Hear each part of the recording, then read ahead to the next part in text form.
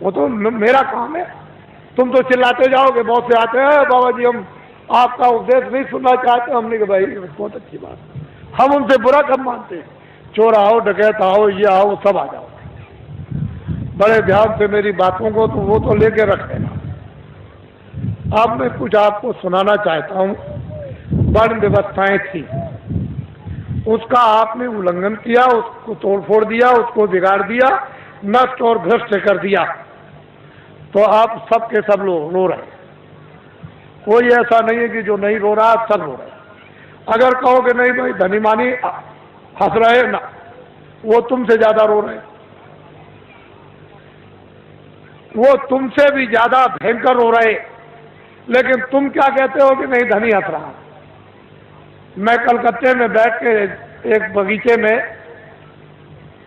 चुपचाप बैठा हुआ था, तो दो आदमी बड़े सेठ पास में बैठ गए और आपस में बात करने लगे। अरे क्या जमाना आया, क्या मुसीबत है कि दिन में खाना भी नहीं खा सकते हैं, क्या आफत है। इससे अच्छा तो यह है कि बेचारा ये गरीब सो रहा है, ये बड़े आराम में बड़े सुख में है, और हम इतने पैसे वाले, मकान वाले और सब कुछ होते हुए और इतनी परेशानी में। तो हमने कहा अरे सेठ जी क्यों आप चिल्ला रहे हो, पहले तो तुम ये देखो कि ये जो सो रहा है वो कौन है, उसको जगाओ। उसको जगा गया, भाई तुम कौन हो। कह लगे अरे बाबूजी हम तो ठेला चलाते हैं। कितना दिन में कमाते हो? बाबूजी बड़ी मुश्किल से 20 रुपए मिल जाते हैं। तो अरे भाई ये बताओ कि दुनिया में सुखी कौन है? कह लगे जिनके पास कोठियां, जिनके पास मोटरें, जिनके पास कपड़े, जिसके पास धन है और जिसके पास ये और जिसके पास वो। बस हमने तो देखा सेठ जी तुम कितना रो रहे थे, और ये क्या कह रहा है कि तुम सुखी और तुम कह रहे थे सुखी, दोनों ब्रह्म, न वो सुखी न वो सुखी। वो सोच रहा है ये सुखी होंगे, ये सुखी होंगे। वो जो जिनके पास कोठियां, उनको वो तो बाबा जी जानते हैं, उनको कोई सुख नहीं। तब तो बाबा जी कहते हैं कि हमको कोई खरीद नहीं सकता। हिंदुस्तान में कोई पैदा ही नहीं हुआ कि बाबा जी को कोई अपने धन दौलत जवाहरात मकान और जमीन से खरीद ले। ये तो आप दिमाग से बात हमेशा निकाल देना, कोई हिंदुस्तान में बाबा जी को खरीद नहीं सकता। और बाबा जी इतने लक्ष्य के पक्के हैं कि मेरे पास बड़े बड़े नेता और लीडर और जो प्रधानमंत्री जो उनके लड़के चले गए वो भी मेरे पास पहुंचे और बड़ा उन्होंने लालच दिया।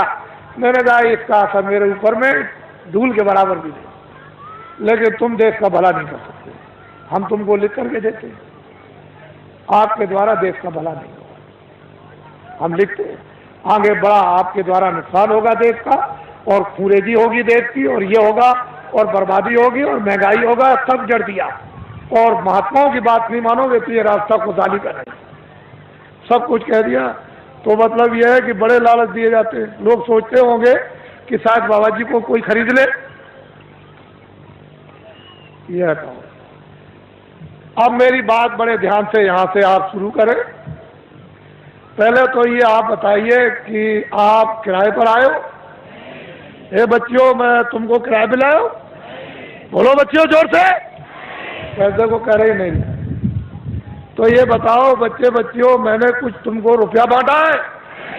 कहते नहीं बांटा। अब एक बात तो आपकी है साथ में, मेरे पास तो कोई बच्चा है नहीं,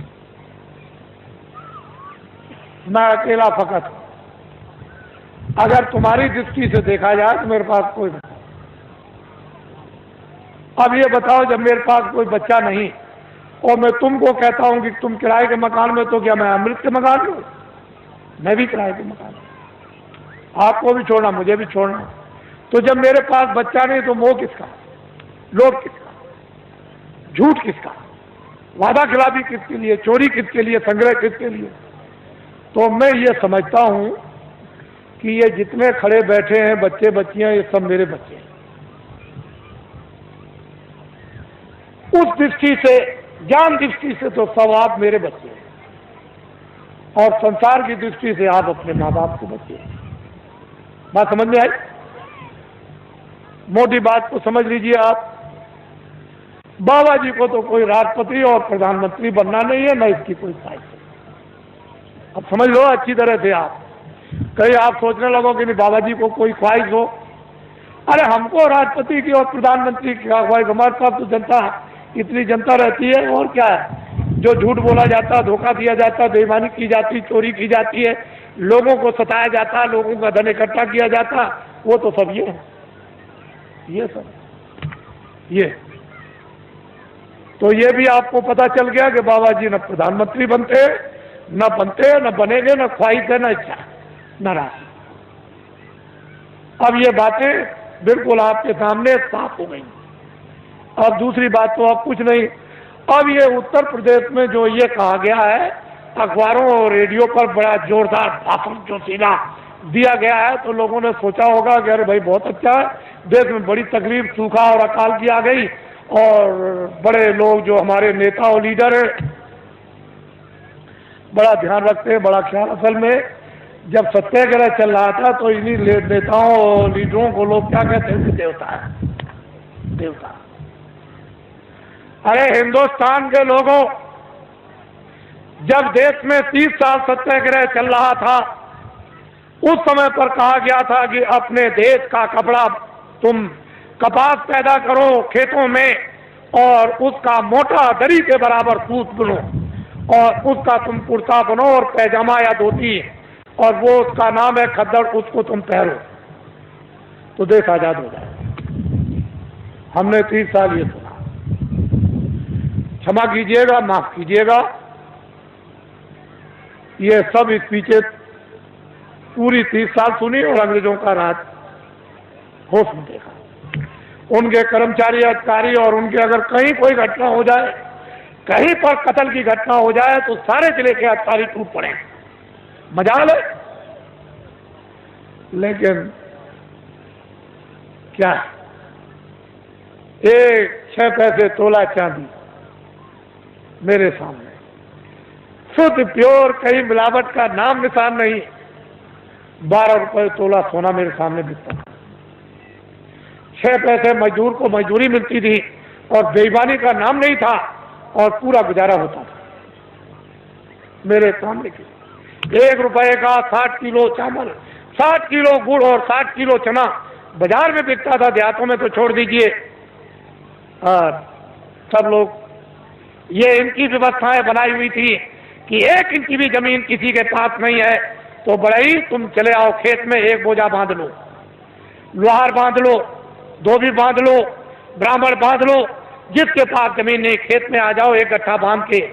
और 100 घर गांव में हुए तो 100 गट्ठे उसके 1 फसल करो गए। 2 फसलें होती थी 6 महीने के बाद। 100 गट्ठे धोबी, 100 गट्ठे बड़ई, 100 गट्ठे नाई, 100 गट्ठे ब्राह्मण, ये बांधते थे। और उस वक्त में 1 गट्ठा वो तो 200 गट्ठे हो गए एक के पास। क्या जरूरत है उसको खेती जोतने की और खेती रखने की, उसका तो पूरा। और ये हमारे छत्री और ब्राह्मण चुपचाप बच्चों को भेज दें, चले जाओ नाई के पास अनाज है, बड़ई के पास रखा हुआ, धीरे से सफाई पर ले आओ। और ये चुपचाप भेज करके बच्चों को अनाज रात को अंधेरे में, कि हम फसल आएगी घर में अब नहीं है तो जाओ ले आओ, और मैं ब्याज के सफाई पर दे देंगे। हमने देखा ब्याह शादी में ये छत्री और ये ब्राह्मण उन छोटे लोगों के काम, कपड़ा देना, ये देना, वो देना, अनाज देना, दूध देना, और फिर घी देना, लकड़ी देना, किसी तरह की छोटे को कोई तकलीफ नहीं हो पाती। हमने देखा कोई छोटों के साथ अन्याय तो कर ले, हम देखते तो हमने देखा 30 बार सत्याग्रह देखा। क्षमा कीजिएगा, 48 में आज़ादी मिली, 5000 भी हिंदुस्तान में खद्दड़ पहनने वाले नहीं थे। समूचे हिंदुस्तान में पाकिस्तान को भी मिला दिया जाए, उसमें भी, और लंका को भी मिला दिया जाए, तो 5000 हिंदुस्तान में खद्दड़ पहनने वाले नहीं थे। जब ये कहा गया कि देश आज़ाद हो गया, खद्दड़ पहन लो, कहने लगे हम नहीं पहनेंगे, अपने घर और मकान कौन जलवाएगा, कौन बर्बाद कराएगा, इतना खौफ था। और एक दिन की आवाज पर इन बच्चों ने 1 करोड़ ने टाट। चलो जंगलवासियों, चलो चलो जंगलवासियों, आप अपनी जगह पर रहो बच्चों, वहीं धीरज के साथ सब लोग उसी जगह बैठे रहो, अपनी अपनी जगह पर बैठे रहो।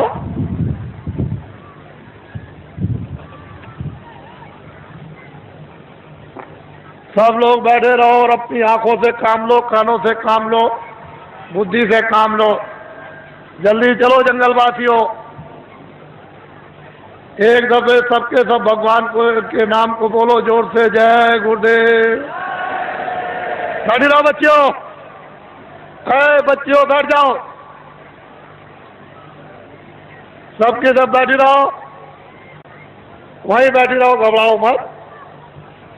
एक ही सादे सब सदे, एक दिन की आवाज पर 1 करोड़ लोगों ने, इन बच्चों ने बोरा पहन लिया। इस देश के अंदर 1 करोड़ बच्चे बोरा पहने हुए हैं। कौन हिंदुस्तान में नेता और लीडर पैदा हुआ जो एक दिन की आवाज पर करोड़ों बच्चों को ये टाट, ये बोरा, ये जूट पहरा दे? इनको देखो आप, पहले इतनों को देख लो, अभी तो आप आगे बहुत कुछ देखना है। इनको देखो, ये आपके सामने आ रहे हैं, बदन पर बोरा तो नहीं पहरे, मर्यादा के लिए एक लंगोटी तो जरूर है, लेकिन इनको देखो आप। जल्दी चलो बच्चों, जल्दी से इनको देखिए आप। हमको ये दिखाना है आपको कि एक दिन की आवाज पर इस देश के लिए, देश के काम के लिए, देश की सुरक्षा के लिए, देश के न्याय के लिए, देश की व्यवस्था के लिए, काश्तकारों के लिए, कर्मचारी अधिकारियों के लिए, मजदूरों के लिए और छात्रों के लिए, सेठ और साहूकारों के लिए अगर 1 करोड़ बच्चे एक दिन की आवाज पर ये टाट पहन लें तो ये कोई साधारण और आसान काम नहीं है। तुमने इतनी बड़ी बड़ी ताकत लगा दी और 5000 को भी तुमने खतर और टोपी पैजामा धोती नहीं पहरा पाया, और 1 करोड़ बच्चे टाट पहरे देश में घूम रहे हैं। पहले तो लोगों ने सोचा था कि बाबा जी मजाक कर रहे होंगे। बाबा जी कोई किसी के साथ मजाक नहीं करते। इनको देखो अपनी आंखों से, बच्चे और बच्चियों बैठे रहो, वहीं से सब कुछ दिखाई देगा। क्यों घबराते हो? सब दृश्य दिखाई देगा, पूरा का पूरा। ये तो रात अंधेरे में तो हो नहीं रहा, ये तो आपकी आंखों के सामने रोशनी में हो रहा। बड़े ध्यान से आप इनको देखें और हमारी बातों को चुपचाप शांति से सुने। कोई बोलेगा नहीं बैठाने वाला, अपनी अपनी आवाज को बंद रखो। इनको देख लीजिए आप, फिर इस बात को बड़े ध्यान से सुने कि दिल्ली की लोकसभा में 1 साल का खर्चा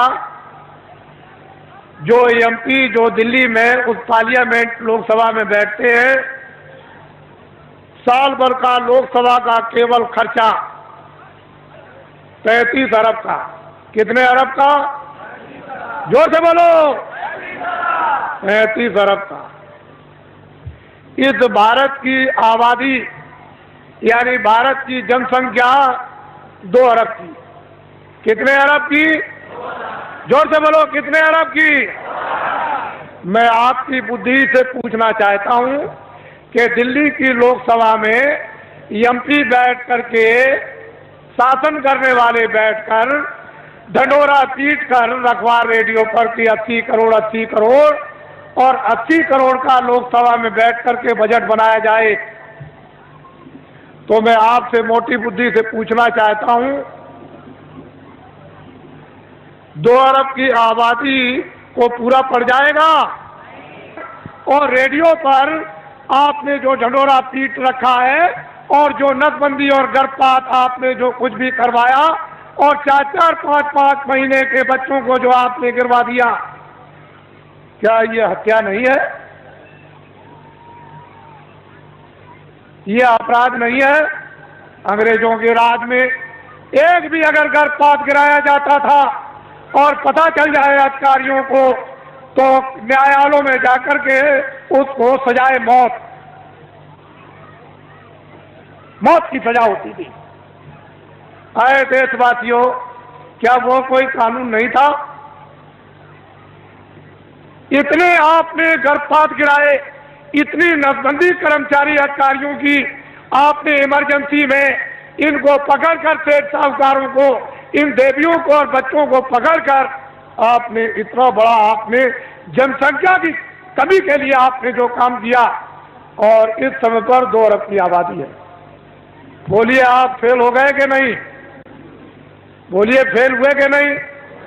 हमने भी मेरठ देखा था 50 साल पहले, हमने भी दिल्ली 50 साल पहले देखी थी। एक मामूली सी दिल्ली थी, वो चांदनी चौक के इर्द गिर्द ही आबादी थी और बाकी दिल्ली में कुछ नहीं था। हमने अपने आंखों से देखा था। आज उस दिल्ली को देखिए तो एक जो दिल्ली से 30-40 किलो की मील की दूरी पर गांव भी होगा, वो भी शहर बच गया। हमने देखा था। आपने सबसे पहले आपने प्रजातंत्र में ये शासन करने वालों ने अपराध किया है कि इस जनता प्रजातंत्र जनता के सामने आपने जनता की चोरी की, और ये अभी तक आपने नहीं बताया कि भारत की आबादी इतनी है। बोलिए अपराध है कि नहीं? बोलिए है अपराध। ये सबसे बड़ा अपराध भारतीय संविधान ये कहता है, बड़ा भारी अपराध है। जनता की प्रजातंत्र में चोरी नहीं करनी चाहिए, और आपने क्यों चोरी करके रखा है इसको मैं बताना नहीं चाहता। मैं आपसे सबसे ये पूछना चाहूंगा, आप तो गृहस्थ आश्रम में बाल बच्चों में रहते हो, क्या आदमी अपनी स्त्री से कोई घर का या बाहर का राज छुपा सकता? कोई आपका गोपनीय भेद आपका यानी स्त्री से आप छुपा लेंगे? तो जब घर का और बाहर का कोई भेद स्त्री से नहीं छुप सकता है, तो क्या कोई फरिश्ते ऊपर से उतर आए? मान लो अगर कोई विदेशी देश का आदमी विदेशी देवी से, औरत से शादी करे, तो शायद हो सकता है कि वो बहुत बड़ा हो गया है, वो अपनी स्त्री से अपना राज छुपा लेगा? नहीं छुपाएगा।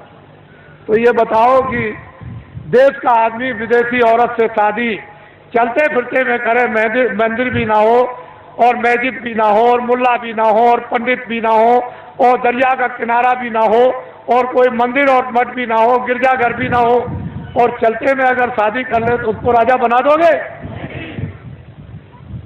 तो आपने ये सबसे बड़ी गलती क्यों की?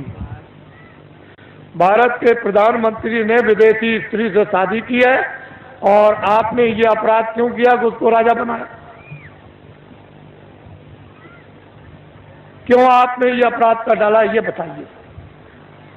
ये देश के लिए, जनता के लिए, ये अपने गौरव के लिए, अपनी जाति समाज के लिए ये क्या छोटा अपराध है? अब ये बताइए, जब आपने प्रधानमंत्री राजा बना दिया तो कोई गोपनीय अपनी स्त्री से राज छुपा सकता है?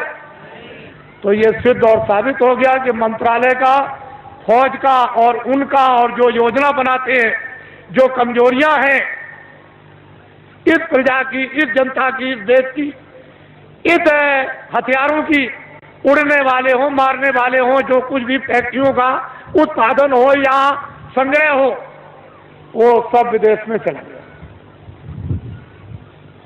मैं एक बात और आपको ये बताना चाहता हूं, उस समय पर ये राष्ट्रपति जो आए तब तो नहीं थे, लेकिन हमारे सरदार राष्ट्रपति थे जो रिटायर हो गए। उस समय पर यानी भारत की टकसाल करेंसी विदेशों में छपने के लिए दे दी गई। टकसाल और करेंसी विदेशों में छपने के लिए दे दी गई। भारत का संविधान और भारत की नीति, आप एमएलए और एमपी, और मतलब यह है कि जो भी संसद सदस्य हों वो राष्ट्रपति से शपथ ग्रहण करते हैं कि हम अपने भारत का, भारत की जनता का, भारत के विकास का और फौज का और फौज के सामान का हम कोई भी प्रतिज्ञा करते हैं गोपनीय भेद किसी विदेशी को नहीं बताएंगे और अपनी करेंसी किसी विदेश में नहीं छपवाएंगे।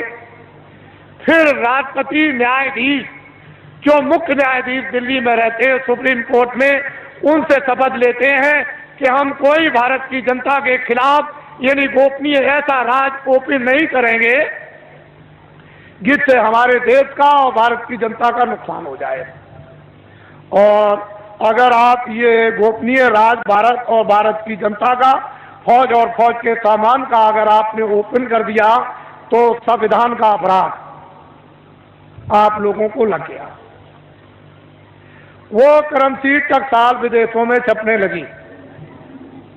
मैं ये बताना चाहता हूं कि जो टकसाल, जो करेंसी विदेशों में रुपया छप रहा और छपाया जा रहा और बताया जा रहा, क्या उस पर राष्ट्रपति के कोई हस्ताक्षर हुए? आपको ये बताया गया राष्ट्रपति द्वारा कि हस्ताक्षर हो गए राष्ट्रपति के विदेश में भारत की करेंसी इस देश को चलाने के, उत्पादन के लिए और खुश और समृद्धि के विकास के लिए बाहर छपाई जाएगी। कोई राष्ट्रपति और उपराष्ट्रपति का कोई दस्तखत हुआ? आपने कभी सुना? तो आप क्या छत्री हो? क्या हो आप? कौन सी मूछ लगाई आपने? कौन से बाल लगाए? और फिर क्या तुम छत्री हो? क्या रखते हो बुद्धि? और क्या तुम वीरता रखे हो? तुम्हारे पास में क्या ज्ञान है? ये तो भारतीय संविधान कहता है। इतना बड़ा राज इस भारत की जनता के साथ, विकास के साथ और देश के कानून के साथ ये पूरा जो इसका खिलवाड़ किया गया, ये क्षमा योग नहीं है। मैं कुछ नहीं कहना चाहता। आपकी तकलीफ जो इस मंच पर पटकते हो, दर्दों को, उसकी वजह से मुझको ये सब आपके सामने आना पड़ा। और मैंने तो अभी कुछ नहीं कहा। इसमें क्या मसाला भरा हुआ आपको तो कुछ मालूम नहीं है। ये तो मैं बताना चाहता हूं, वह संसद सदस्य जिनको आपने चुन करके विधानसभाओं में और लोकसभा में भेजा, उन्होंने इस पर आलोचना क्यों नहीं की? वो तो ज्ञानी थे, वो तो तुम्हारे भेजे हुए थे, तुम्हारे नुमाइंदे थे कि तुम्हारी तरफ से, तुम्हारे देश की तरफ से, तुम्हारे कानून की तरफ से, तुम्हारे उत्पादन की तरफ से, तुम्हारी खुशहाली की तरफ से बोलेंगे। तो वो संसद सदस्यों ने क्यों नहीं कहा? क्यों नहीं शोर मचाया? उनको दिल्ली में शोर मचाने की जरूरत नहीं, लखनऊ में शोर मचाने की जरूरत नहीं। वो लौट करके आते और जनता में शोर मचाते। सच्चा न्यायालय ये था। कहीं जाने की जरूरत नहीं, ना वो कहीं उधर जाना, आपको किसी गवर्नर के यहाँ जाना, ना आपको किसी कमिश्नर के यहाँ जाना, ना एसपी के यहाँ जाना, ना डीएम के यहाँ जाना, ना किसी दफ्तर में और न्यायालय में जाना। ये सच्चा न्यायालय तुम्हारा था। ये वोट का न्यायालय था। जब तुमको ये अधिकार मिला तो तुम यहाँ चिल्लाते आकर के कि वो करेंसी जो है बगैर राष्ट्रपति के दस्तखत के, बिना उपराष्ट्रपति के दस्तखत के वो करेंसी विदेशों में छापी जा रही। अब तुम्हारे पास क्या रह गया? ये भी नहीं है, लंगोटी भी उतर जाएगी, ये भी चली जाएगी हाथ से। और वो कत्लेआम होगा जो बाबा जी पहले से सुनाते चले आए। सरेआम बाजार में कोई भी तुमको देखने वाला नहीं होगा। तुम्हारी बहु बेटियों को जब लोग खींच करके ले आएंगे और सड़कों पर डाल लेंगे, तब तुम कहोगे चलो बाबा जी के पास दौड़े। ये काम आएंगे आज से, ये खड़े हुए ये काम आएंगे, यही आपके काम आएंगे। ये स्लो देश वीरों का देश है, क्षत्रियों का देश है, विद्वानों का देश है, ब्राह्मणों का देश है, सत्कर्मियों का देश है, त्यागियों का देश है। आप इसको अनाचारियों का देश बना डाला। इसलिए आप इससे कहो, गांव-गांव में आपको जरूरत नहीं है, ना आपको दिल्ली में किसी तरह के सत्याग्रह की, कोई आंदोलन की और फेरियों की जरूरत नहीं है, ना दफ्तरों में आप जाते हो। ये बेचारे हमारे जो इंस्पेक्टर है यहाँ, ये कोई जा रहा दिल्ली, कोई लखनऊ जा रहा, क्यों जा रहा? क्यों? वहां रैली निकलेगी, सत्याग्रह होगा। आज इसका सत्याग्रह, कल उसका सत्याग्रह। आप उस मजिस्ट्रेट का, उस डीएम का, उस बेचारे जो रक्षा करते हैं, उनका समय तो वहां चला गया। तब तक यहाँ डकैती हो गई, तब तक यहाँ कत्ल हो गया। तुम चिल्लाए दरोगा जी, तुम चिल्लाए एसपी साहब, ये तुमने क्या कर दिया? और वो बेचारे चले गए वहां उनको बचाने के लिए। अरे ये क्यों करते? कहीं जाने की जरूरत नहीं। बस अब एक काम करो, लाओ इधर पकड़ाओ। एक ये काम करो, ये भूमि जोता खेतिहर काश्तकार संगठन की जो आधारशिला 10 सितंबर 1987 में रखी गई, ग्राम देवलखा, तहसील केसरगंज, जिला बहराइच। लोगों को मालूम नहीं था, वो तो मजाक समझते थे कि बाबा जी मजाक कर रहे, आधारशिला कितने आदमियों के बीच में, ये तो आपको कोई इतने आदमी इकट्ठे नहीं कर सकता। उनको तो ये पता नहीं था कि बाबा जी इतनी जल्दी जल्दी काम करेंगे। तब तक फौरन घोषणा हो गई, 5, 6, 7 को फौरन चलो हरदोई, और काम का भूम जोतक खतियार का ठंडे, हमको शक्ति दो, हमको ज्ञान दो, हमको बल दो। देखो आप फिर देखिए, आप इस झंडे को ले लो। इस झंडे को लेने के बाद किसी की रैली में नहीं, बाबा जी की अपील है, किसी के सत्याग्रह में नहीं, कोई धरना नहीं देना, किसी मजिस्ट्रेट को या किसी एसपी को, किसी कमिश्नर को और किसी डीएम को या किसी अधिकारी कर्मचारी को वहां जाकर के उसका घेराव नहीं करना। इस झंडे को ले लो। अगर आप लोगों ने अपना झंडा जो ले लिया, जो आपका झंडा मैं पकड़े हुए हूं, मेरा झंडा तो ये बाद में बनेगा, अभी तो आपका झंडा है। अगर मैं इस झंडे को ले लेता तो आप कहते बाबा जी मेरा झंडा तो है नहीं, तो आपका झंडा, ये आपका झंडा मेरा नहीं, मैं तो इस झंडे को लिए। देखो वो, मैं तो वो काम कर रहा था, और वो झंडा टाट वालों का, दूरदर्शी का, वो अलग है, और क्या वो आपका उधर फैल रहा। इस झंडे को ले लो और ये ऐलान कर दो गांव गांव में कि भूम जोतक खतियार काश्तकार ये अपना अपना झंडा लेकर और फौरन सभाएं करें, और जल्दी से जल्दी, और देर करने की जरूरत नहीं है, वो अपनी अपनी तकलीफें गांव में सब बताएं इन टाट वालों को।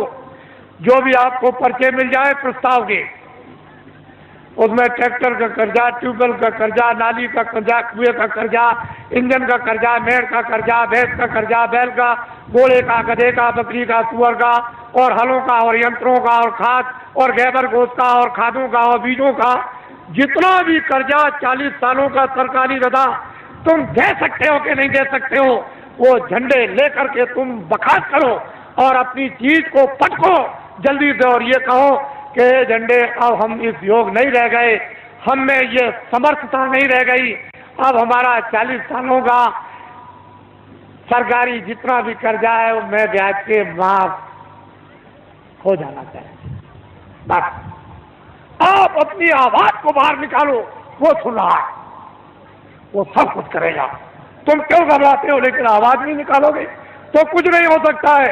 और जब तुमने झंडे लिए और गांव गांव में प्रस्ताव पास हुए और कमेटियां इन भूम जोतक खतियार काश्तकारों की जब स्थापित होने लगी और अध्यक्ष और उपाध्यक्ष जैसे ही गांव गांव में बनने लगे, अगर वो नेता लीडर जो सड़क छापते, जो रास्ते में पकड़कर फौरन उसी दिन पकड़ करके और फौरन कुर्ता टोपी पहनाकर और डिक्लेयर रेडियो अखबारों पर कर दिया, मोहर लगा दी कि ये नेता हमारी पार्टी का है, वो सड़क छापने का, उसको कह दिया, बस कह दिया कि इसको तुम अपना मतदान, अपना वोट हिंदू मुसलमान और सिख ईसाई दे दो। उस बेचारे को ये भी धोना नहीं आता था, ये पीछे तो धोना भी, टट्टी पेशाब भी नहीं आती थी, और सड़क छाप नेता बन गया, दिल्ली में एमएलए और एमपी बन गया। अधिकारियों तुम नहीं जानते हो, जो हम कहें उसको करना। अरे भाई कानून, अब कुछ नहीं, कानून को हम कुछ नहीं समझते हैं, कानून रद्दी की टोकरी में डालो, जो हम कहते हैं वही कानून लीजिए, आपका भला क्या होगा। जब वो कहते हैं कि हम कहते हैं वो करो, कानून को रद्दी की टोकरी में डाल दो। ये सब अधिकारियों कर्मचारियों को पता है कि मेरे साथ जो सलूक किया जा रहा है, मैं बाबा जी सब जानते हैं। ये सड़क छाप नेता बन गए, और ये सड़क छाप नेता जो सड़क पर बन करके फौरन उनको मोहर लगाकर और आपसे वो वोट दिलवा दिया। अगर आपने झंडा बाबा जी की अपील पर पकड़ लिया, ये नर नारी बच्चे और बच्चियों ने, ये सब के सब पार्टियों के लोग अपने अपने झंडों को ऐसे फेंक देंगे और सब तुम्हारे झंडे के नीचे आ जाएंगे। अगर ना आ जाए तो इस बाबा जी को बाबा जी आप मत बोलिए, फिर समस्या का समाधान होगा कि नहीं? अब ये बताइए आप। मैं ये चाहता हूं कि ये भारत जो दिल्ली जो सत्ता है, जिसको आप सत्ता कहते हैं, हम तो चाहते हैं ये पकड़ लें और एक बार ये जो आपके सामने खड़े हैं ये आपको सत्ता दे दें। फिर इनसे हम क्या काम लेंगे तो शंकराचार्य जाने या राम जाने, या मतलब यह है कि वो कृष्ण के वो ऋषि मुनि जाने। लेकिन एक बार इन आपको जब सत्ता दे दें तो फिर आप सत्ता लेकर के फिर से नव निर्माण कर दिया जाए नए ढंग से, और व्यवस्था आपके सुपुर्द कर दी जाए। फिर आप कोई भी गलती करे, कभी भी कान पकड़ के बाहर, अभी गलती करेगा तो निकाल सकते हो? बोलो, निकाल दोगे एमपी को? बोलो, किसी मिनिस्टर को निकाल दोगे? नहीं निकाल दोगे। तो तुम्हारा अधिकार ही क्या रह गया? जिस आदमी को वोट देने का अधिकार, उसको पूरा पूरा राइट उसको निकालने का भी है, ये आपको मिलना चाहिए। ये नहीं मिलेगा आप कैसे? सामाजिक अधिकार ये सबको था कि समाज में न्याय के अधिकार सबको गांव गांव में थे, और सब बिना पैसे के न्याय गांव गांव में होते थे। वो अपने बच्चे को भी नहीं छोड़ते थे न्याय करने वाले, उनको भी सजा देते कि तूने गलती किया, 5 रुपए का प्रसाद ला करके वो बांट दे, और माफी मांग कान पकड़ के वो अपने बच्चों से भी माफी मंगवाते थे। तो आपके पास क्या कुछ है? इसलिए गांव गांव में तो पहले भूमि जोतक हितैषी काश्तकारों की सभाएं, फिर उसका अर्थ और मतलब, फिर उसके बाद उसका प्रस्ताव कामों का, उसके बाद है फिर उसका चुनाव। और जल्दी से जल्दी देर करने की जरूरत नहीं है, जल्दी करो। जितनी जल्दी तुम करोगे, अब तो वो रास्ता निकल आया, जितनी जल्दी करो उतनी काम आपका होगा। कुछ आप करो, कुछ मैं मेहनत करूं, और कुछ इसलिए मेहनत करा दूं, और भगवान की कृपा हो जाए, जल्दी काम हो जाए। आपको तो चाहिए कर्मचारियों, अधिकारियों, सेठ और साहूकारों, सबके हितों, जनहितों के लिए ये बाबा जी ने पूर्ण रूप से योजना बना ली। हमको तो कुछ नहीं करना, हमको तो ये टाट की लंगोटी भी उतरवा के फेंकवा देना। और दिल्ली की जिस पार्लियामेंट में 35 अरब रुपया साल में खर्चा होता है, उस पार्लियामेंट को उठा करके और जंगल में फूस की पार्लियामेंट बनवा करके और साल में 10 ही करोड़ खर्चा हो। और इन लगोटी के या गैर लगोटी के द्वारा देश का एक बार संचालन करा दिया जाए, और दुनिया को यह दिखा दिया जाए, ये हिंदुस्तान की बात नहीं, दुनिया को यह दिखा दिया जाए कि 40 वर्षों का हिंदुस्तान का सरकारी कर्जा लदा हुआ भूमि जोतक हितैषी काश्तकारों पर वो माफ, और कर्मचारी अधिकारियों को जितना वेतन, यानी छोटे से छोटा और बड़े से बड़ा 10,000 वो, और सेठ और साहूकारों की जो काली ब्लैक मनी है वो सब की सब बिना अपराध और बिना किसी टैक्स के ये सब की सब व्हाइट करवा दी जाएगी। और इन इस पर कोई किसी तरह का आपको लाइसेंस नहीं देना, सब लाइसेंस यानी फ्री कर दिए जाएंगे, और सबको छोटे बड़े कारखाना लगाने का इनको अधिकार दे दिया जाएगा कि तुम छोटा से छोटा बड़े से बड़ा कारखाना लगा दो। आपको ये क्या मालूम, ही तो संकेत है, ये झंडा आपको पकड़ना है। इसलिए अब आप तैयारी करो कि आपने गलती की है, आपने अपराध किया है। एक तो वास्तव में मानवता का, इंसानियत का अपराध, फिर विधान का अपराध, फिर ईश्वर की तरफ से, फिर ऋषि मुनि महात्मा रामायण गीता की तरफ से, आप कुरान की तरफ से गुनहगार। अब गुनाह आपका कब जाएगा? ये जो आपकी दौलत को लोगों ने पनडुब्बियों में, तोपों में, हवाई जहाजों में, इसमें सामान के लाने, सामान के ले जाने में, हीरे जवाहरात की खदानों में इकट्ठा करने में, और फिर ये योजनाओं के बनाने में, और बाहर से जो कर्जा ले आए उसमें से 75% ये सब खा गए विदेशी बैंकों में। 22 मुल्कों में, यही आपके पास में नेपाल है, यहाँ के मिनिस्टरों ने, लोगों ने इतना रुपया नेपाल की बैंकों में जमा कर दिया है, इतना रुपया जमा किया। अगर नेपाल का ही खाली रुपया हिंदुस्तान का जमा किया हुआ अगर वापिस आ जाए, तो जितना भी बात से आप कर्जा ले आए हो वो कर्जा और ये ब्याज, ये पूरा का पूरा अदा हो जाएगा, और बहुत सा विकास भी हो जाएगा। इतना यहाँ नेपाल में रुपया आपका जमा, जो भारत की गरीब जनता का आपने जमा किया है, और ये सब कुछ पता चल गया है। इसकी सबकी इंक्वायरी कौन कराएगा? ये भूमि जोतक हितैषी काश्तकार ये कराएगा। हमने तो ये कह दिया है कि दफ्तरों का ऑडिट करवा दिया जाए तो 20-20 साल की सबको सजा होगी। लेकिन हमने अपने कर्मचारी अधिकारियों को पूर्ण रूप से जनता के सामने बता करके निकाल दिया कि ये कोई भी मतलब ये भ्रष्ट नहीं है, इनमें से कोई भी भ्रष्ट नहीं है, न कर्मचारी, न अधिकारी, न छोटे न बड़े, न पुलिस के, और न पुलिस के अधिकारी, न इनकम टैक्स, न सेल टैक्स, और हमारे सेठ साहूकार भी नहीं है, और छात्र भी नहीं है, और हमारे काश्तकार भी भ्रष्ट नहीं। ये व्यवस्था भ्रष्ट है। इसलिए हमने अधिकारियों कर्मचारियों को निकाल दिया और जनता से अनुरोध किया है कि कभी भी ये मत सोचना कि अगर कभी तुम कहोगे ऑडिट कर दिया जाए तो देखें कौन, तो ये गुनहगार और ये अपराधी नहीं है, ये बिल्कुल आपके सामने छोड़ दिए गए। अब ये कौन आएगा गिरफ्त में, जहां से संचालन होता है, यह तो उनके ऊपर आकर के पड़ेगा कि आपने कर्मचारी अधिकारियों को काम क्यों नहीं करने दिया, तो कहीं ना कहीं तो बात फंसेगी आकर, लेकिन ये बिल्कुल निकल जाएंगे। हमने पूरी जनता को बता दिया और बराबर बताते रहेंगे, हमारा कोई भी कर्मचारी अधिकारी भ्रष्ट नहीं है और कोई भी भारतीय संविधान में कानून में नहीं आता, क्योंकि अगर मंत्री गलती कराएंगे तो ये बेचारे रोजी रोटी अपनी कमाते हैं बाल बच्चों के लिए, इनका जरा भी दोष नहीं है, दोष उनका है जो करवा रहे हैं। बोलो है कि नहीं, करवाने वाले का दोष है, इनका कोई दोष।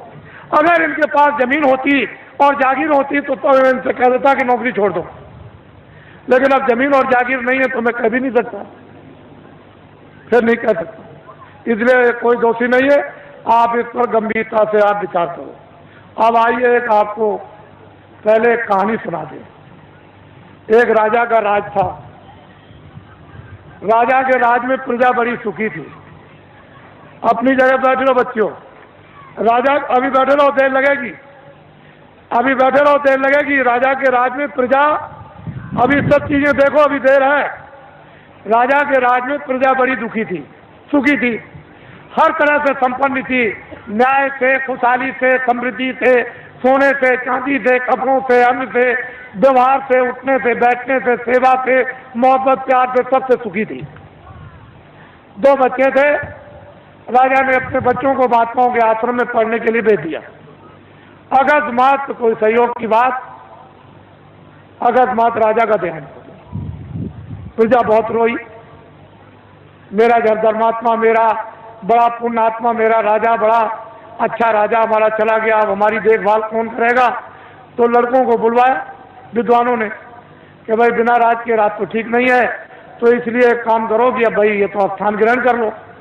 तो जो बड़ा बच्चा था उसको बैठाया कि अब तुम राजा बन जाओ, ये तुम्हारी प्रजा और तुम राजा हो जाओ। राज तिलक कर दिया, गद्दी पर बैठा दिया और सुना दिया प्रजा को, ये राजा हो गया और तुम्हारी अब देखभाल करेगा।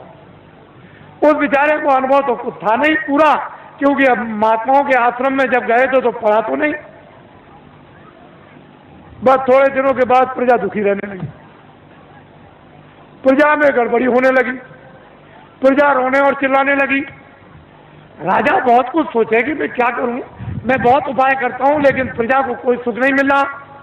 तो होते होते प्रजा चिल्ला पड़ी, राजा खराब है, राजा खराब है, राजा खराब है। किसी ने कहा कि अरे भाई आपकी सारी प्रजा कह रही राजा खराब, एक महात्मा जी पहाड़िया पर रहते हैं, तो तुम चले जाओ और जाकर के उनसे प्रार्थना करो कि हमारे राज पर संकट आ गया, तो इस संकट को किसी तरह से कृपा करके दूर कर दीजिए। राजा गया, बेचारा गया पहाड़िया पर, देखा वह महात्मा, उनको प्रणाम किया और कहा कि राजन तुम आप कैसे आए, इतनी देर तुमने कैसे की? चले महाराज मुझे तो मालूम था नहीं कि इस पहाड़िया पर कोई महात्मा रहते हैं कि तुम्हारे राज में, तुमको ये नहीं मालूम कि महात्मा रहते कि नहीं रहते, फिर तुम्हारा राज कैसा? चले महाराज बड़ा संकट आया है, कृपा कर दीजिए हमारा संकट प्रजा का चला जाए, और सारी प्रजा रो रही। तो उन्होंने कहा अच्छा एक काम करो, किताबों में लिखा हुआ है कि प्रजा पर, परिवार पर, शरीर पर कोई संकट अगर आ जाए, चाहे राजा हो, तो भगवान नाम का जाप करा ले तो ये तकलीफ दूर हो जाएगी। जाओ अपने राज्य में बड़े बड़े विद्वानों की खोज करो और खोज करके महल में बैठा करके भगवान नाम का जाप करा लो, तो तुम्हारा और प्रजा का संकट कम भी हो जाए, हो सकता दूर भी हो जाए। राजा उधर से आए, अधिकारियों को दे दिया कि जाओ तुम चले जाओ विद्वानों की खोज करो। एक विद्वान मंदिर में जल चढ़ा रहे थे शिव जी के, जब बाहर निकल के आए तो देखा चंदन लगा हो, तुम्हारा आप कौन है? कह लगे मैं तो ब्राह्मण हूँ। कह लगे बस आप ही की तो तलाश के लिए मैं आया था, और चलिए चलिए राजा ने आपको याद किया है, जल्दी चलिए आपको और कुछ नहीं करना, राज पर संकट आ गया, भगवान नाम का जाप कर दो, आपको दक्षिणा मिलेगी। जब वो गए तो सब सामग्री दे करके जाप करने के लिए बैठाया, तो ब्राह्मण बोले, कह लगे भाई ठहर तो जाओ, जरा हमको सोच लेने दो कि हम शंकर की का जाप करें कि राम का जाप करें कि कृष्ण का जाप करें कि देवी का जाप करें कि गंगा जमुना का। कुछ देर तक वो सोचते रहे, जब उनकी समझ में कुछ नहीं आया तो धीरे से वो बोलने लगे कि क्या जाप करूं क्या न करूं, कौन सा जाप करूं कौन सा न करूं, किस नाम का जाप करूं किस नाम का न करूं। धीरे धीरे बोलने लगे कि क्या जाप करूं क्या न करूं, क्या जाप करूं क्या न करूं, क्या जाप करूं क्या न करूं, क्या जाप करूं क्या न कर जाप। ये भगवान नाम का जाप होने लगा। तब तक किसी ने कहा राजन एक विद्वान को और बैठा दीजिए तो राज का संकट जल्दी दूर हो जाएगा। तो अधिकारियों को भेज दिया, एक ब्राह्मण को और पकड़ लाए। कह लगे महाराज आपको दक्षिणा मिलेगी, आपको क्या करना, भगवान नाम का जाप करना, राज पर संकट आ गया वो दूर होना चाहिए। दूसरे ब्राह्मण आए, जब वो बैठ गए तो कहा महाराज अब जाप कीजिए। उनका भाई ठहर जाओ। उनसे जरा होशियार थे, उन्होंने सोचा कि भाई ये कितने दिनों से जाप कर रहे हैं, तो कई दिन उनको लग गए। ये किस नाम का जाप कर रहे हैं, तो वो धीरे धीरे कहते थे क्या जाप करूं क्या ना करूं, क्या जाप करूं क्या ना करूं। तो दूसरे विद्वान कहने लगे जो ये करे सो मैं करूं, जो ये करे सो मैं करूं, जो ये करे सो मैं करूं, जो ये करे सो मैं करूं, जो ये करे। तब तक किसी ने कहा कि राजन अगर एक विद्वान को और बुला करके बैठा दो तो राज संकट जल्दी दूर हो जाएगा। तो दौड़े अधिकारी दौड़ाया तो तीसरे ब्राह्मण को और पकड़ जाए। वो दोनों से होशियार, उनसे कहा महाराज आपको अच्छी दक्षिणा मिलेगी, भगवान नाम का हाथ जाप कर दीजिए।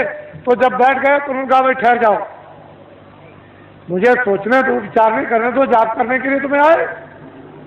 उन्होंने सोचा कि पहले वाले विद्वान क्या जाप कर रहे, तो पहला कहता है कि क्या जाप करूं क्या ना करूं, दूसरा कहता है जो ये जाप करे सो मैं करूं, तो तीसरा कहता है कि धांधली कब तक चलेगी, ये धांधली कब तक चलेगी, ये धांधली कब तक चलेगी, ये धांधली कब तक चलेगी। तब तक किसी ने कहा राजन तुम्हारे राज का सब नाश हो जाएगा। अरे 3 विद्वान जाप के लिए नहीं बैठाए जाते हैं, ये त्रिदोष हो जाएगा तो राज में संपात हो जाएगा।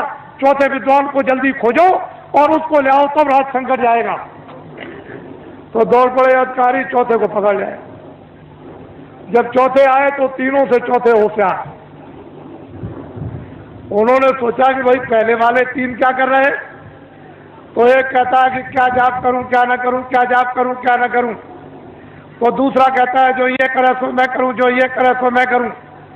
तो तीसरा कहता है ये धांधली कब तक चलेगी, ये धांधली कब तक चलेगी। तो चौथा कहता है कि जब तक चलेगी जब तक सही, जब तक चलेगी जब तक सही, जब तक चलेगी जब तक सही, जब तक चलेगी जब तक। ये चारों जाप कर रहे हैं। एक कहता है कि क्या जाप करूं क्या ना करूं, दूसरा कहता है जो ये करे तो मैं करूं, तीसरा कहता है ये धांधली कब तक चलेगी, ये धांधली कब तक चलेगी। तो चौथा कहता है जब तक भारत की जनता नहीं जगेगी तब तक चलेगी, जब तक भारत की जनता नहीं जगेगी तब तक चलेगी, जब तक भारत की जनता नहीं जगेगी तब तक चलेगी, जब तक भूम जो तक खितिया कातार नहीं जगेंगे तब तक ये धांधली चलेगी। किसी ने आकर के कहा कि राजन बड़े बड़े विद्वान भगवान नाम का जाप कर रहे, उसको देखा जाए। तो आगे कहा मंत्री ने कि चलो सिपाहियों, राजा जाप देखना चाहते हैं। सिपाही गए, विद्वानों से कहा कि अरे विद्वानों, मंत्री और राजा आपके जाप को देखने के लिए आ रहे। कह लगे कोई चिंता फिक्र मत करो, कब आ रहे, कितने बजे से आएंगे, इतने बजे से आएंगे, चल पड़े। बस वो सब के सब विद्वान जोर से बोलने लगे क्या जाप करूं क्या ना करूं, जो ये करे तो मैं करूं, जो ये करे तो मैं करूं, ये धांधली कब तक चलेगी, ये धांधली कब तक चलेगी। तो चौथा विद्वान कहता है जब तक राजा साहब नहीं आएंगे तब तक धांधली चलेगी, जब तक राजा साहब नहीं आएंगे तब तक धांधली चलेगी।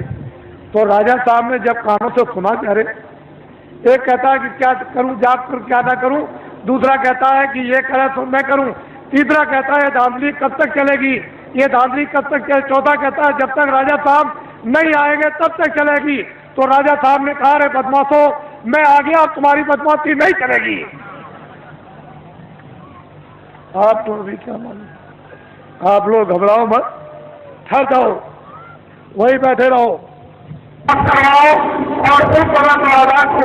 मंत्री बनाओ। तो सबसे पहले गांव में जाने का कोई बुजुर्ग मिल जाए छत्री मिल जाए, ब्राह्मण मिल जाए, कोई बुजुर्ग मिल जाए तो टाट वालों को सबसे पहले पैर छूना चाहिए। पहला काम तुम्हारा यह है। और कभी भी तुम किसी अधिकारी के सामने और कोई भी छत्री मिल जाए, ब्राह्मण मिल जाए, बुजुर्ग मिल जाए, उसके सामने तुम कभी कुर्सी पर मत बैठना। तुम्हारी कुर्सी ये जमीन है, खड़े हो जाओ, फिर पीछे घूम जाओ। ये जो बैठे विराजमान है, ये आप सब आपके क्षेत्र के औरतें भी हैं, तो आप पहले इसको भी प्रणाम करो।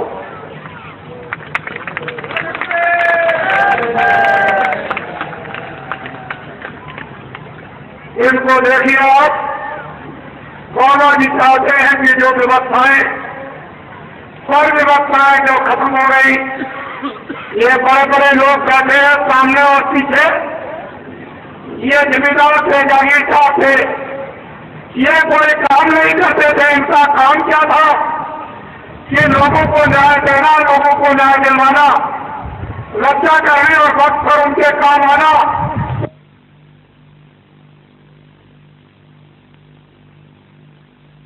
नहीं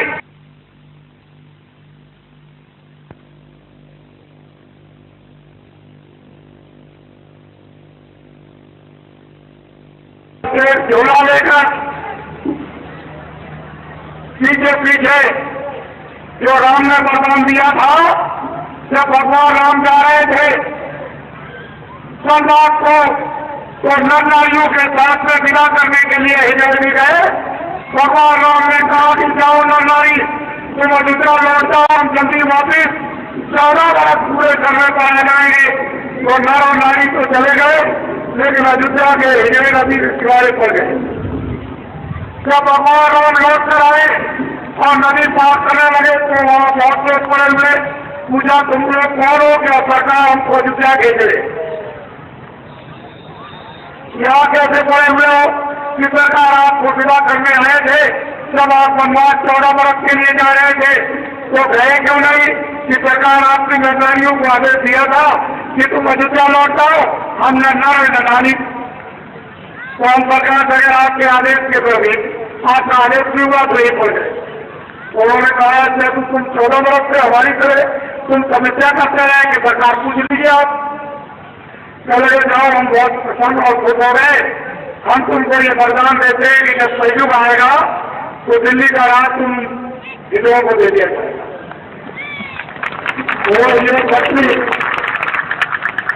ये छत्रियों की आन और शान खत्म हो गए हैं। छत्रियों और ब्राह्मणों, हम चाहते हैं कि तुम्हारा खून बिल्कुल शुद्ध और साफ हो जाए और खून में ताकत आ जाए और तुम्हारी मूछ शेर की रह जाए, शेर की मूछ रह जाए।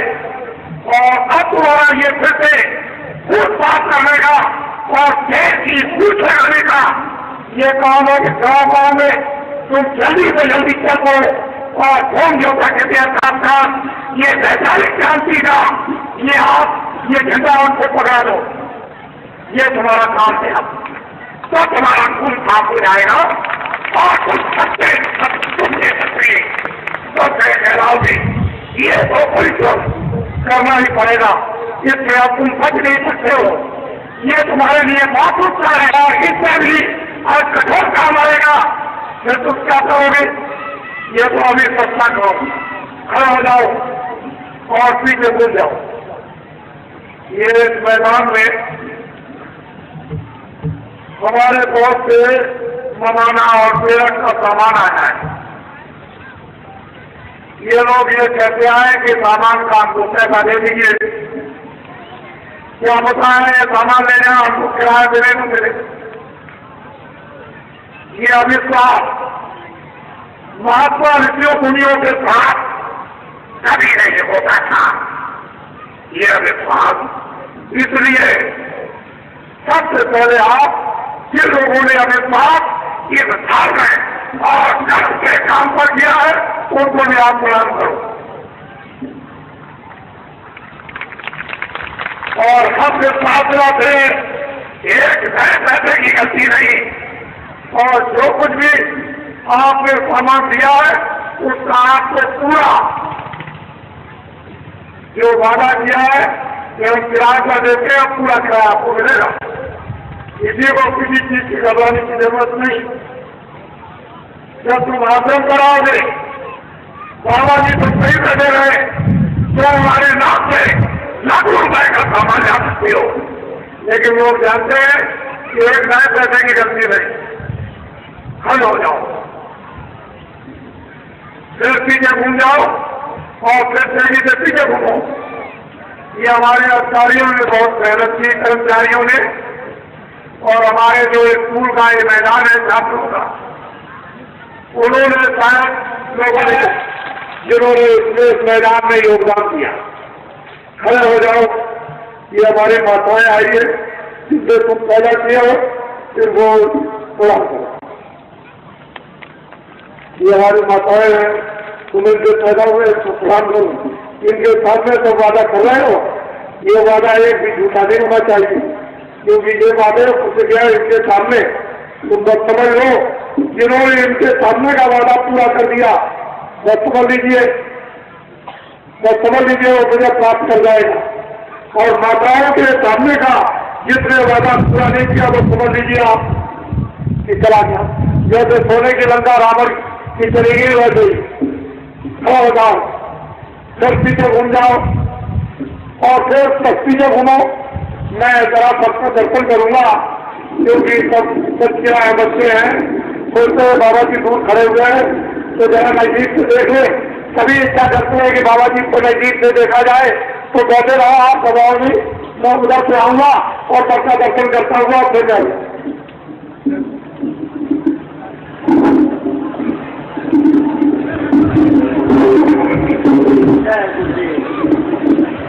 आपके दर्शन के लिए चल पड़े हैं बाबा जय गुरुदेव जी महाराज। हस्तिनापुर की ऐतिहासिक धरती पर हम सभी लोग उस प्रभु को याद कर रहे थे जिसने जुल्म और अत्याचार को खत्म करने के लिए महाभारत की मूल रचना किया था।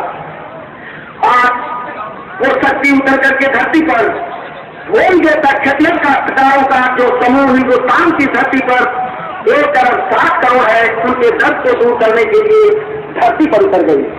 और धरती पुत्रों का दर्शन करने के लिए धरती का वो निराला लाल, भारत के इतिहास का एक अनोखा अध्याय लिखने वाला महापुरुष आपके सामने, आपके दर्शन के लिए आप अपने स्थान पर बैठ करके दर्शन करें। अपने स्थान पर ही आप बैठे रहें।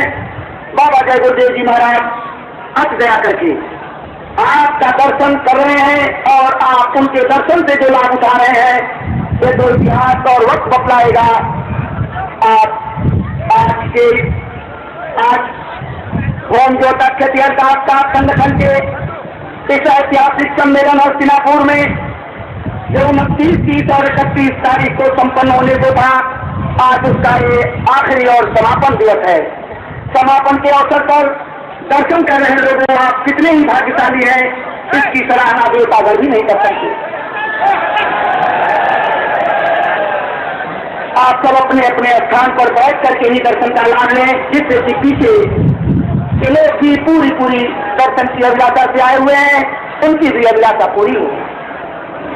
बाबा जय गुरुदेव जी महाराज ने जो आप माताओं के सामने अपने भक्तों से जो प्रतिज्ञाएं कराई, देश के कर्मचारियों, अधिकारियों, देश साहूकार, नौजवानों और देश के भूमि के क्षत्रिय काश्तकारों के संबंध में वो माताओं के सामने की हुई प्रतिज्ञाएं ये पूरा करेंगे।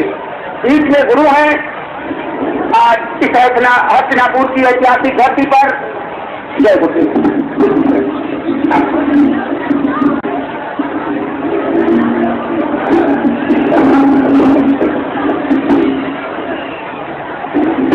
आप सब लोग चुप रहो, बहुत ही ध्यान से सुनो। ये अवसर बार बार नहीं मिलता, बड़ी मुश्किल से ये अवसर मिला। इनकी तरफ तुम लोग सबके तो बैठ जाओ, सबके तो बैठ जाओ, सारा जंगलवासियों बैठ जाओ, बैठ जाओ, बैठ जाओ बच्चों, बैठ जाओ बच्चियों, बैठो, खड़ी मत जाओ, बहुत ही ध्यान से सुनो। पहले वो लोग इस बात को अच्छी तरह से सुन लें कि नगरों में कोई कार्यक्रम फरवरी में नहीं होगा। लखनऊ में कोई कार्यक्रम फरवरी में नहीं होगा, अगले महीने में कोई कार्यक्रम लखनऊ में नहीं होगा। मैं 13 फरवरी और 22 फरवरी के बीच में जा रहा हूँ आपके सौराष्ट्र में भावनगर के पास, जहाँ पर सोमनाथ मंदिर है। वहाँ घूम जोता खिटियार खास लोगों ने वहाँ आह्वान किया है और बड़ी संख्या में जहाँ सोमनाथ मंदिर और सौराष्ट्र में उसी के पास में ये कार्यक्रम होगा। लेकिन तारीख उसकी 13 और 22 फरवरी के बीच में होगा। उसकी घोषणा मैं कल हो सकता है करूँगा, लेकिन आपके लिए तो उसमें गुजरे बड़ी दूर है और आप तो वहाँ जा भी सकते हो, ये वही के लोगों के लिए है। मैं लौट करके वापस आऊँगा तो मथुरा में होली का कार्यक्रम मथुरा में होगा और 13 फरवरी को उत्तर प्रदेश के सभी जिलों में ओम जनता खिटियार संस्कार संगठन का वैचारिक ये सम्मेलन होगा। एक ही तारीखों में, चाहे 7 जिले हों चाहे 55 जिले हों, एक ही तारीख से पूरे उत्तर प्रदेश के जिले में ओम जनता खिटियार संस्कार संगठन का सम्मेलन होगा। और 22 फरवरी को जो आगे महीना आ रहा है आज के बाद में, 22 फरवरी को उत्तर प्रदेश की सारी तहसीलों में, जितने भी उत्तर प्रदेश में तहसीलें हैं, उन सभी तहसीलों में एक ही तारीख को गुंजोता खिटियार संस्कार संगठन का सम्मेलन वैचारिक क्रांति का होगा। इसको याद रखेंगे अच्छी तरह से। होली का कार्यक्रम मथुरा में होगा। उसके बाद जब मार्च का महीना लग जाएगा तो मैं फौरन अभी उड़ीसा में जा रहा हूँ, जहाँ उन जोतुओं का बड़ा विशाल कार्यक्रम यानी उड़ीसा में 7 जिलों में बड़े जोर से चल रहा। वहाँ लोगों ने आह्वान किया है कि आप वहाँ पर जल्दी से आ जाइए और ध्यान से बात को सुने अच्छी तरह से। ये आज अंतिम दिन है। 29 और 30 और 31 जनवरी को आपके हस्तापुर में ये तीनों दिन कार्यक्रम आपके समक्ष में। मैं इतने समय में बहुत कुछ तो आपको नहीं बता सकता और इतना आप समझ भी नहीं पाओगे, लेकिन फिर ये बात सभी जितने भूमजोता खिटियार संस्कार आए हुए हैं जो खेती का काम करते हैं वो कान खोल के सुन ले। और जंगलवासियों, ये हमारे भूमजोता बहुत परेशान तकलीफ में है। 40 सालों पर इन पर कर्जा लगा हुआ है सरकारी। ये 40 सालों का सरकारी सबसे बड़ा कर्जा ट्रैक्टर का, और ट्रैक्टर भी उसके साथ जोड़ लिया गया। जितने भी ट्रैक्टर के साथ जुड़े हुए नीचे जितने भी कर्जे सरकारी, वो ब्याज से भूम जैसा खिटियार संस्कारों का सरकारी 40 सालों का जो कर्जा वो ब्याज से कौन माफ करेगा? पहले तो आप इसको देखिए, आपको तो हम छोड़ भी गए, लेकिन माताएं जो सामने बैठी हैं उनको नहीं छोड़ सकते। ये आपके सामने है और मेरे सामने आप, ये भी मेरे सामने, आप भी मेरे सामने, और पीछे बैठे हुए वो लोग भी मेरे सामने। मैं चारों तरफ आपके मध्यस्थ का, मुझे अपना मध्यस्थ समझे। मैं इनको आदेश दूंगा कि ये काम कर दो, इनका काम क्या होगा वो काम कर देंगे। बस मेरा काम इतना रहेगा, मैं सिर्फ पूछूंगा कि जो मैंने इन माताओं के सामने प्रतिज्ञा की वो 40 सालों का सरकारी कर्जा माफ हुआ कि नहीं, और 1 करोड़ आदमी मैदान में इकट्ठे होंगे। 1 करोड़ के बीच में बाबा जी पूछेंगे, जब वो सब के सब ये कह देंगे हाथ उठाकर, कागज को अपना साथ ले ही जाएंगे, जो पक्का कागज इनको मिलेगा जिस पर सरकारी मोहर होगी मजिस्ट्रेट का और बैंक का मैनेजर, वो सब उस पर लिखा होगा पूरा का पूरा कि 40 सालों का सरकारी कर्जा इस तारीख पर सब प्रथम में ब्याज से माफ कर दिया। ब्याज पर लिखा होगा किसी तरह कोई कर्जा नहीं। जब ये खासकार कह देंगे तो बाबा जी सच्ची बात मानेंगे। इसके पहले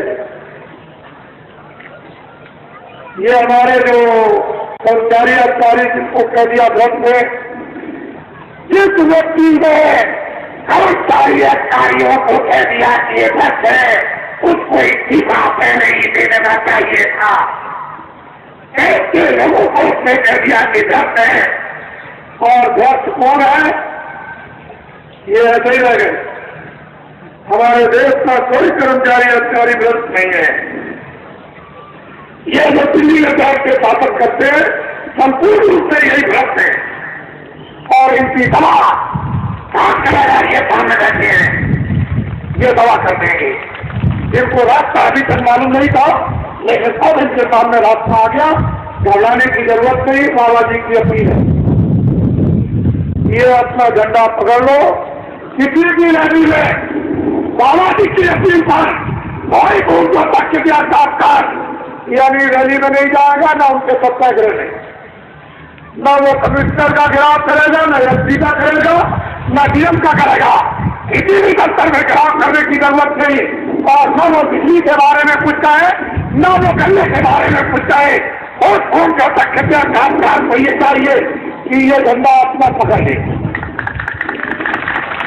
सबसे पहला काम ये झंडा अपना पकड़ ले। अगर एक के दादे से सब काम न पूरे हो जाए तो जो बाबा जी को आप सजा देना, सजा दे देना।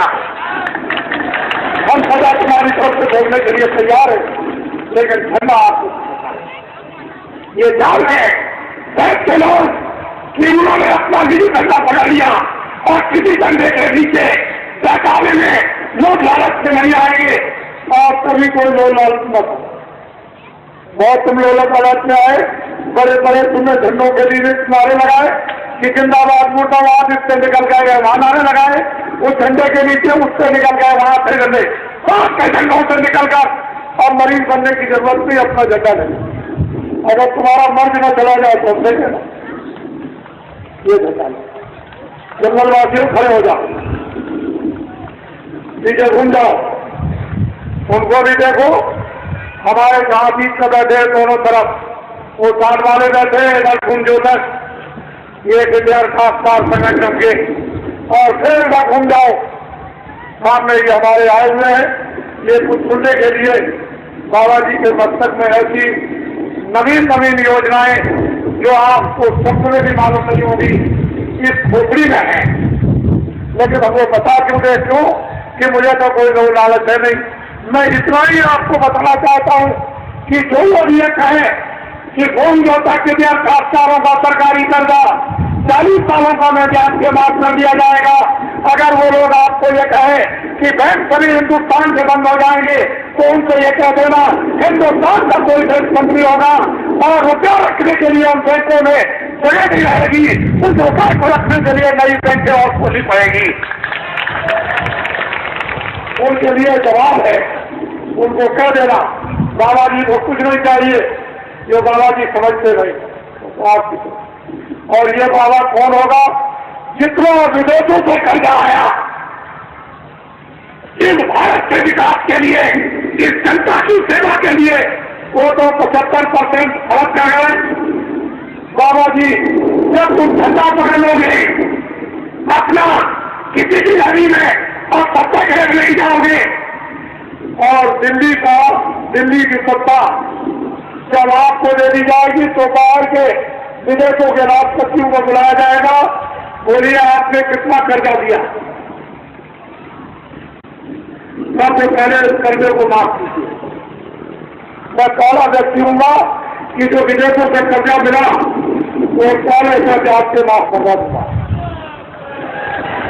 आ जाओ, जब भारत का विकास हो जाएगा तो विश्व के जिन्होंने कर्जा दिया उन राष्ट्रपतियों को बुलाऊंगा और ये कहूंगा कि भारत हमारा सिर और बहुत बैंक का है, ये अपना कर्जा मैं ब्याज के वापस ले जाऊंगा,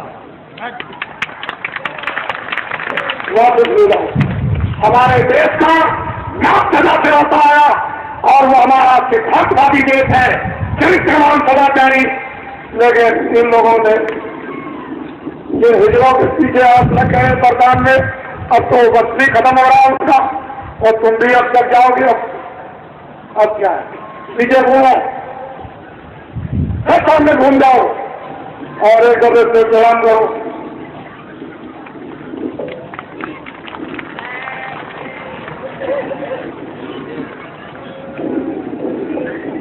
खड़े हो जाओ और हमारी तरफ देखो, और अब हम आप अपने आप आपको और हमको, हम आप दोनों मिलकर बुलंद।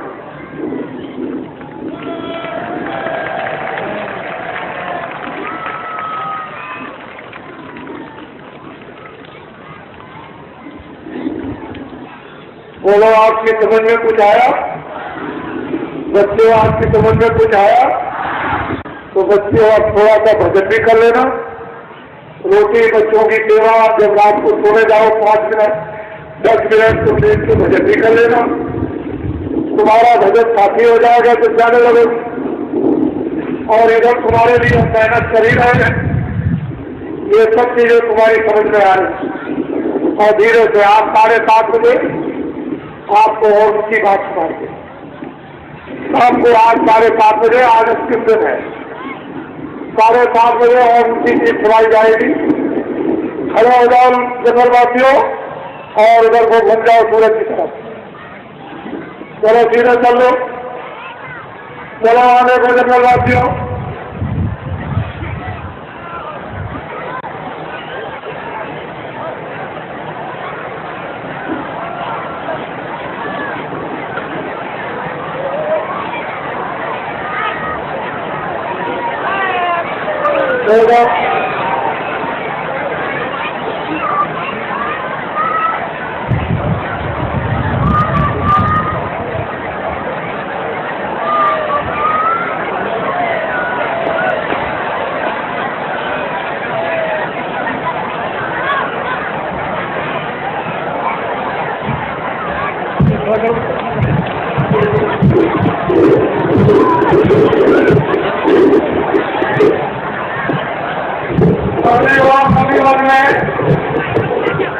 अपने भाई उनके काम करेंगे, किसी को दिखाने की जरूरत नहीं है। गाँव गाँव में आप ये जगह पुराने का होगा और वहाँ को देखेंगे। ये फिर देखेंगे कि आपने क्या काम किया, कितनी आपने मेहनत की। ये बाबा जी फिर देखेंगे। बाबा जी ऐसे नहीं है कि आपको छोड़कर के इतनी जल्दी चले जाएंगे। ऐसा नहीं, जब एक बार पकड़ लेते हैं तो छोड़ना नहीं जानते। बोलो जय गुरुदेव, जय गुरुदेव, जय गुरुदेव, जय गुरुदेव, जय गुरुदेव, जय गुरुदेव।